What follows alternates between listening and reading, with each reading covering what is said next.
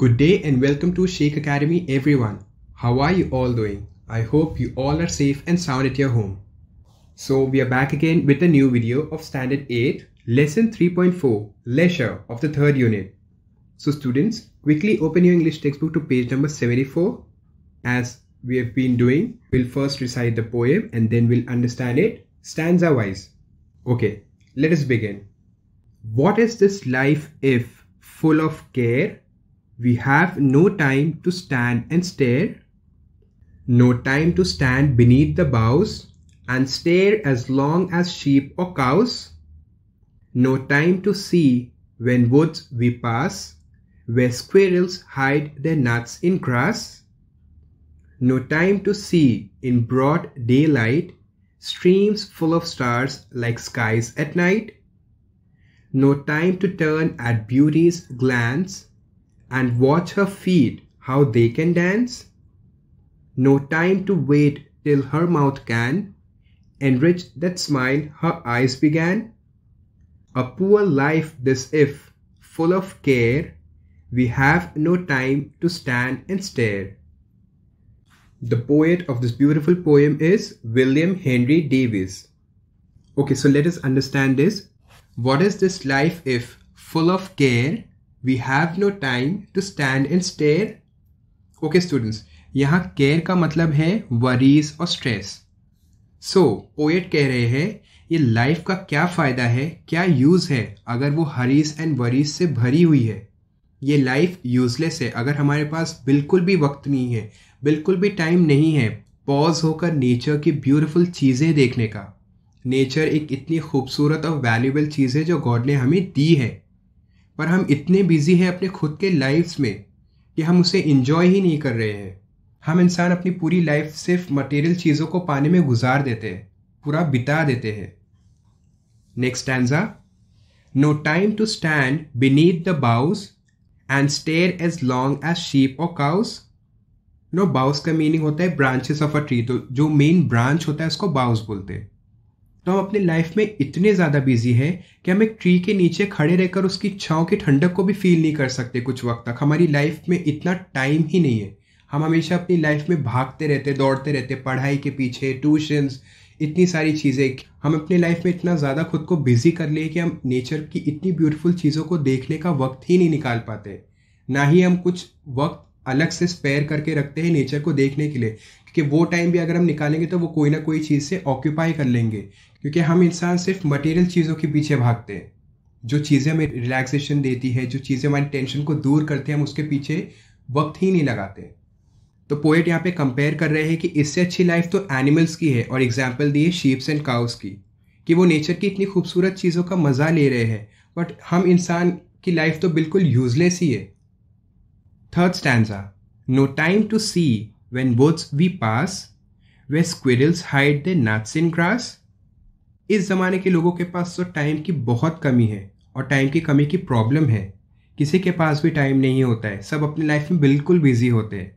इतना बिजी है कि अगर वो कभी फॉरेस्ट के रास्ते से गुजरते हैं पिकनिक जाने के लिए या हॉलीडे स्पेंड करने के लिए, तो वो इतना गहरे घने अंधेरे और इतने फ्रेश एयर से भरी हुई जो फॉरेस्ट है उसको भी इंजॉय नहीं कर पाते हैं.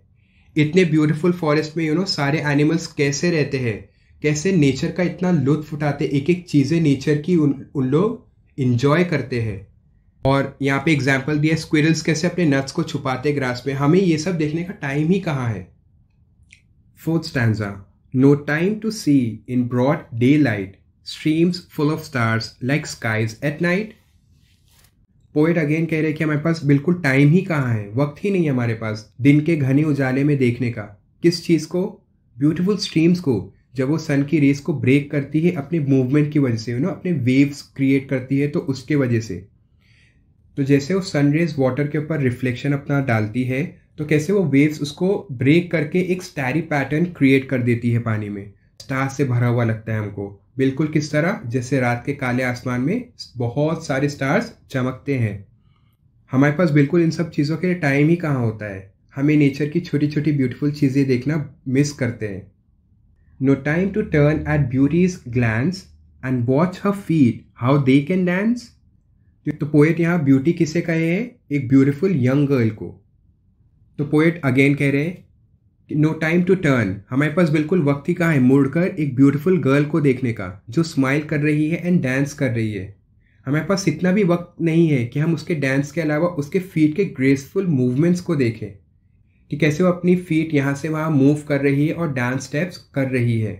उसके ब्यूटी तक को अप्रिशिएट करने का टाइम ही नहीं है हमारे पास। Next stanza, no time to wait till her mouth can enrich that smile her eyes began.